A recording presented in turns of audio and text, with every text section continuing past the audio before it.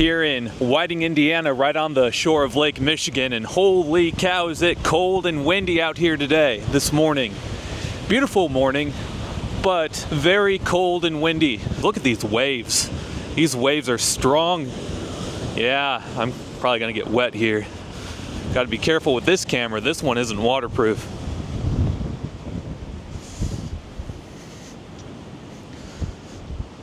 It'd be a risk to go out on that pier right now.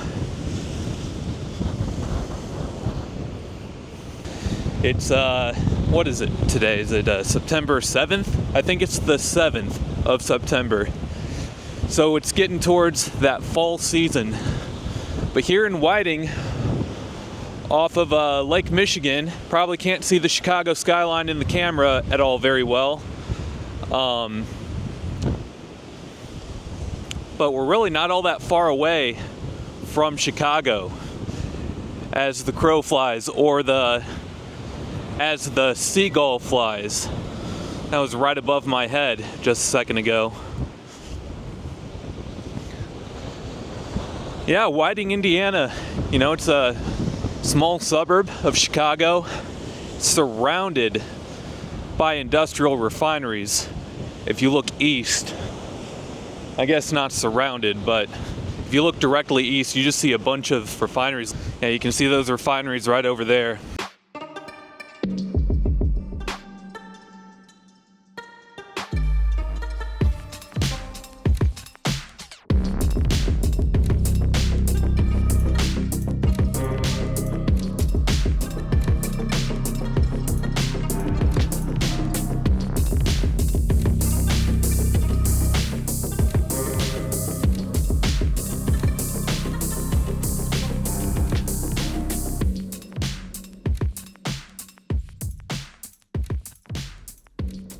Whiting is about a 30-minute drive from downtown Chicago on days without traffic. With traffic, it could take you an hour. If you don't want to deal with all of that, you can always go park up by the casino and take the train. Whiting is right along Lake Michigan, and from Whiting's Lakefront Park, if you look one way, you see the Chicago Skyline off into the distance. You look the other way, you see a steel plant, an oil refinery, and dozens of chemical tanks. With the city's proximity to all of this heavy industry, it makes the town one of the most polluted places in all of Indiana. But if you can look past that, the city is more than just an old, beat-up, polluted Rust Belt city. Most cities in northwest Indiana strive to have a downtown with the appearance of Whiting's. Isn't that right, Hammond?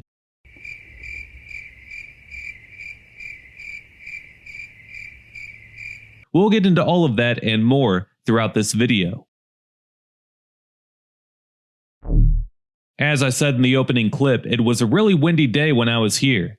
I guess Whiting is a popular spot for surfing on days like these.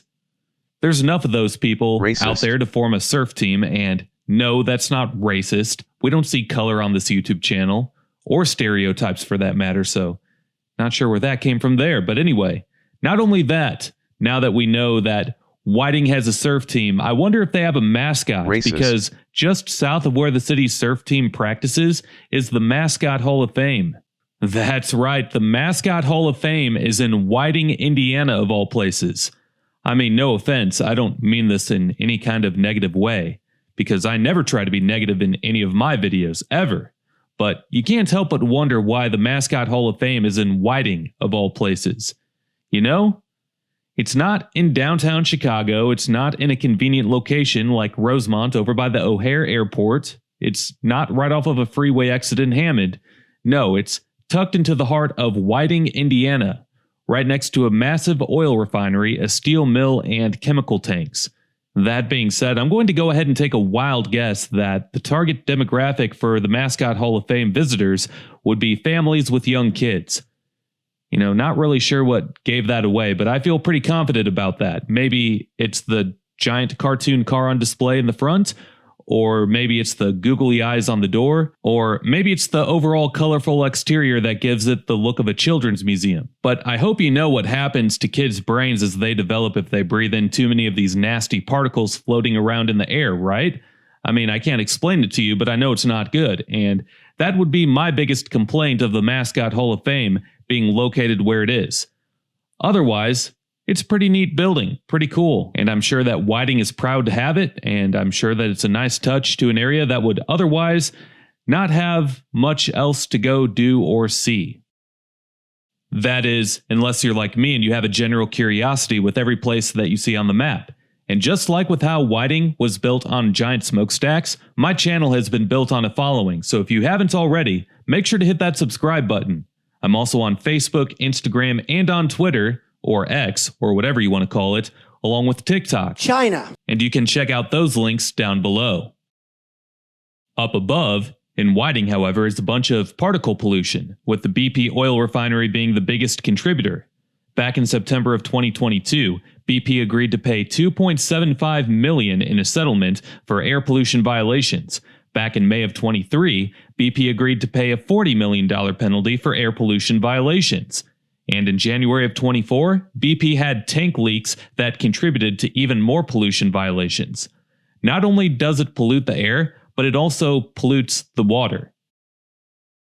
A report in an Indy Star article from 2023 claims that in 2021, the Whiting BP oil refinery released the third most selenium out of all of the industrial facilities across the US that year, with 3,589 pounds of it being dumped into Lake Michigan over the course of 2021. Other pollutants that BP dumps into Lake Michigan, the largest body of fresh water that's entirely within the U.S., included 574,000 pounds of nitrogen, 31 million pounds of total dissolved solids, 9 million pounds of chloride, 40,000 pounds of oil and grease, and 150 pounds of arsenic, among other polluting chemicals. Now, what damage do these chemicals do exactly to the ecosystem? Well, some examples would be that selenium can cause mutations in fish, nitrogen encourages algal blooms and low oxygen dead zones in bodies of water. Chloride is highly toxic towards aquatic life, and high levels of arsenic also negatively affect the health of fish and humans.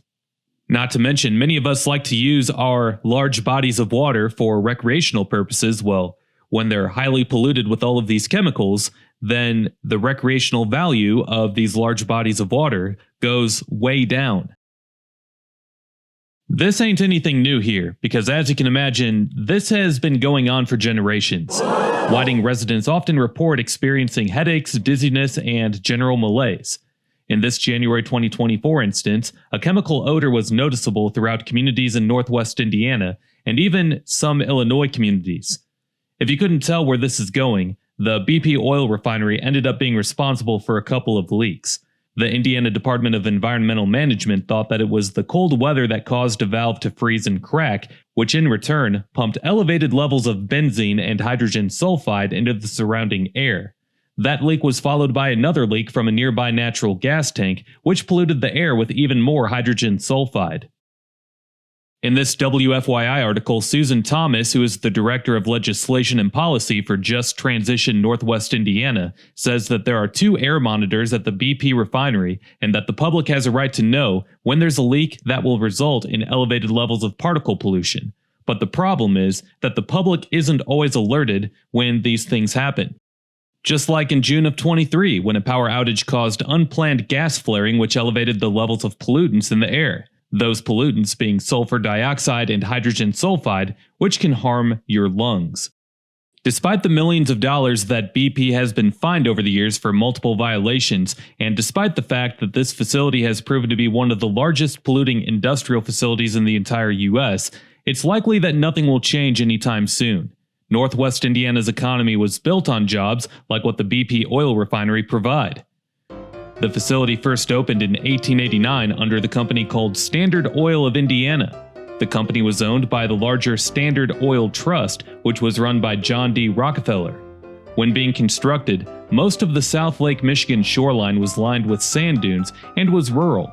By the mid-1890s, it was the largest refinery in the U.S. as it produced more than 36,000 barrels of oil per day, and accounting for nearly 20% of the total U.S. refining capacity. The majority of the oil being refined in Whiting came from oil fields near Lima, Ohio, and it was delivered to the Indiana harbor via railroads. At its peak, the facility employed 25,000 workers. The most notable historic moment of this facility was on August 27, 1955, when several explosions occurred, creating one massive chemical fire. Debris was shot out in all directions as well, with some of the debris being 30-foot-long chunks of steel. The initial blast busted out windows of buildings and homes within a 3-mile radius. The fire continued to burn for 8 days and was a complete, total tragedy. Well, today the refinery has 1,300 employees, 1,400 contractors, and BP claims that it supports more than 86,000 jobs throughout northwestern Indiana. It's the 6th largest of its kind in the U.S., with a complex that spans 1,400 acres. What's really crazy is that the BP Oil Refinery property is larger than downtown Whiting, and seemingly larger than the rest of the town.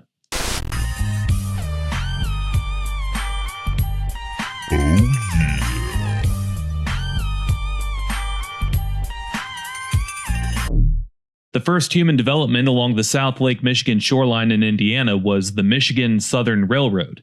German settlers built the first of 3 railroads to run through the area in 1851. The town's name comes from a railroad worker named Pop Whiting who ditched a freight train in the spot of Whiting today back in 1869 so that a faster passenger train could have the right-of-way. The first name for the community was called Pop Whiting Siding. Thank goodness the name changed because that's a weird name. Well, the name changed officially to Whiting in 1871, and by 1880 the Census Bureau counted 115 people. Shortly after that, the Standard Oil Company began to buy up land along Lake Michigan and turn what used to be small, beautifully rolling sand dunes into the largest oil refinery in the world. The location was perfect at the time, with the railroad infrastructure, the proximity to Chicago, and of course, with Lake Michigan providing shipping access. Whiting incorporated as a town in 1895 and as a city in 1903. Whiting was a blue-collar community from the very start, and it's always been that way since. The population peaked in 1930 at 10,880, but the population has dropped every census count since then. Reasons why that would be because the oil refinery and the nearby steel factories don't employ near as many people as they used to. And I would assume that people over time started to realize how awful it can be for your health to live right next to one of the largest oil refineries in the world.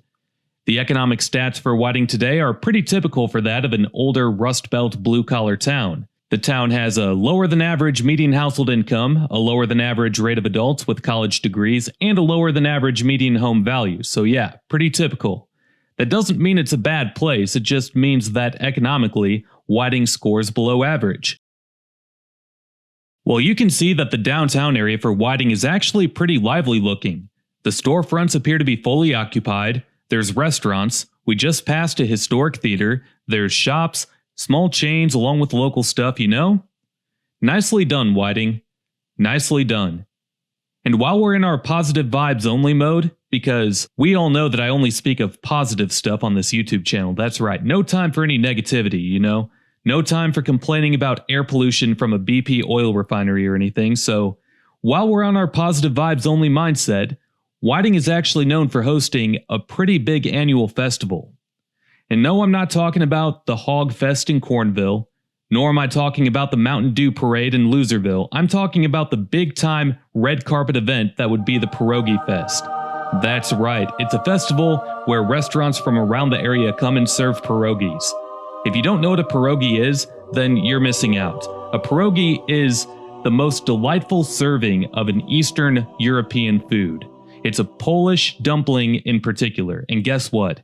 If you don't like pierogies, then Whiting doesn't care, because the Pierogi Fest in Whiting is the 3rd largest annual festival in all of Indiana, with as many as 300,000 flocking to downtown Whiting every year to take part in the event. So you can have fun hating on Whiting while you eat your frozen pizza from Walmart for the 100th time and isolating yourself from the world while you Netflix and chill, while everyone else bands together, socializes with one another, brags about how awesome and fun their lives are on social media, all while taking part in the great annual Pierogi Festival, named after a food that's been around since the 13th century. Meanwhile, if you find yourself wanting to know more of what Whiting looks like after you get done watching this video, Which, by the way, how could you not after that epic hype job of the Pierogi Festival? If you want to know more of what Whiting looks like, I'll have a second video uploaded on my second channel called Chris Harden's Travel Archives, where I'll upload a video showing you all of the footage that I filmed but didn't use in this video, and the link for that will be down below once it's uploaded. I hear that my content on the Chris Harden Travel Archive channel has been nominated for some Emmys.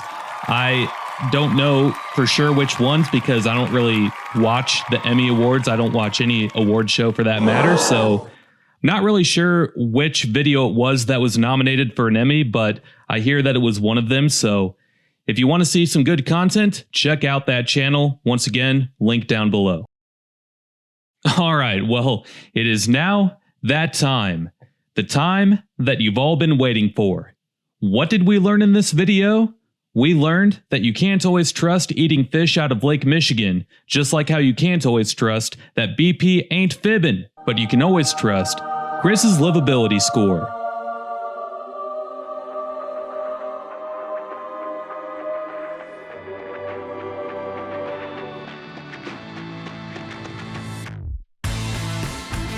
Education. That's right. Well, Whiting's high school's athletic teams go by the Oilers. 13% of students score proficiently in math, 49% score proficiently in reading, and 28% score proficiently in science. Those aren't the best numbers, but they're also not the worst. The graduation rate, however, is pretty low at 79, so that's concerning. Education gets an 8 out of 20. Crime. Crime isn't bad according to the data. The violent crime rate is only 154, while the property crime rate is right around the national average. Crime gets a 17 out of 20. Downtown. Downtown Whiting is full of shops and businesses, not to mention the Pierogi Fest brings in 300,000 people once a year. For it being right next to some massively ugly, polluting industries, downtown Whiting has done really well for itself. It gets a 14 out of 20. Economy. The economy for not only Whiting but for all of northwestern Indiana is sluggish. Despite the overall population growth for Lake County, the industrial jobs are never coming back, and it's hard to see other industries taking off here with such low rates of college graduates. You know, Northwest Indiana, or what people like to say, the region, you know, this is one of those areas where most kids who go off to college, they go get degrees and they never return home except for visiting family on the holidays because they're seeking better opportunities elsewhere. Economy gets a 5 out of 20. Recreation. Recreational opportunities are far and few in between. I don't like how close it is to the oil refinery and steel mills, which dump millions of gallons of nasty chemicals into Lake Michigan every year, so I wouldn't swim at the beaches here, nor would I go fishing, nor would I go surfing, you know? No offense to the surfers that I saw when I was there, but I wouldn't do it. Other than the Lakefront Park, which is a pretty park, there's a golf course south of town, but not much other recreation to be had, as Whiting is a small community among dozens of others that make up a large, ugly, industrial and urban landscape. Recreation gets a 6 out of 20. History. Whiting is rich in industrial history despite how small of a community it is, so history gets a 12 out of 20.